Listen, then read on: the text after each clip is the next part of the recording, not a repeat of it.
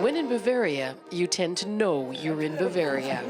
From the lederhosen to that liquid gold known as beer. They pride themselves not only on being Germany's largest state, but its most distinct. And they bristle at any suggestion of insularity. I think you can also be open and proud of your home at the same time. But there are worries that intolerance is finding room to grow, and not just hidden away in dark corners. This is the State Library in Munich. As of June 1st, all public buildings in Bavaria have been ordered to display the cross, a decision courtesy of the governing Christian Social Union, or CSU party.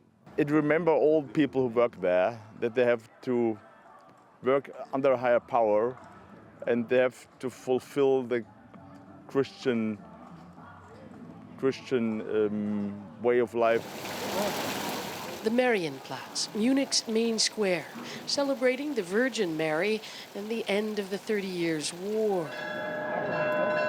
Bavaria is mainly Catholic, and the government describes its cross edict as protecting Bavarian culture, not attacking other religions. Critics disagree. One of the main values of the state is the separation of state and church. Tarek Karls has collected more than 50,000 signatures in an online petition against the state edict. Even though he's German and a Protestant Christian, he's received hate mail. Most of all concerning my name, which is Arabic, and a lot of people thought that I am a Muslim. The Munich train station was one of the main arrival points for the hundreds of thousands of mainly Syrian refugees making their way through Central Europe to Germany back in 2015-2016. Germany set up checkpoints along Bavaria's border with Austria in the midst of the crisis, and it still maintains them today, even though it contravenes the European Union's border-free ethos.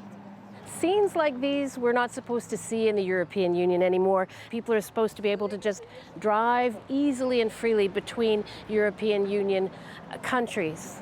Even though the numbers of those claiming asylum in Germany have dropped dramatically, the debate over immigration remains highly charged. There are problems, but on the other hand, we also have the AfD, the Alternative for Germany, who pushes this issue and makes everything unrelated to immigration related to immigration.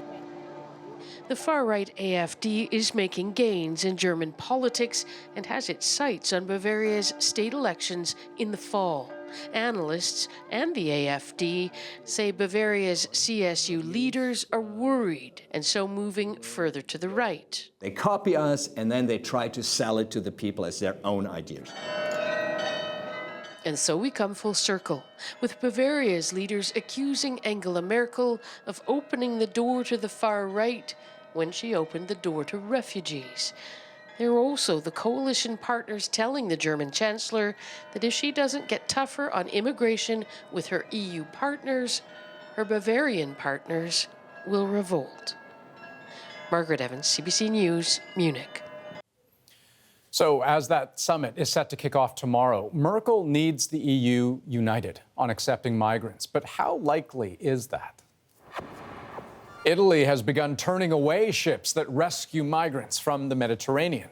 Other frontline countries like Greece and Spain insist they can't bear the whole brunt, and getting other countries to chip in, an uphill battle. In Sweden, the far right is gaining popularity after a wave of deadly gang violence attributed to immigrants.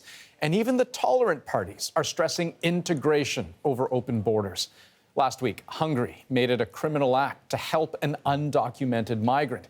It's also joined the Czech Republic, Slovenia, and Poland in rejecting migrant quotas.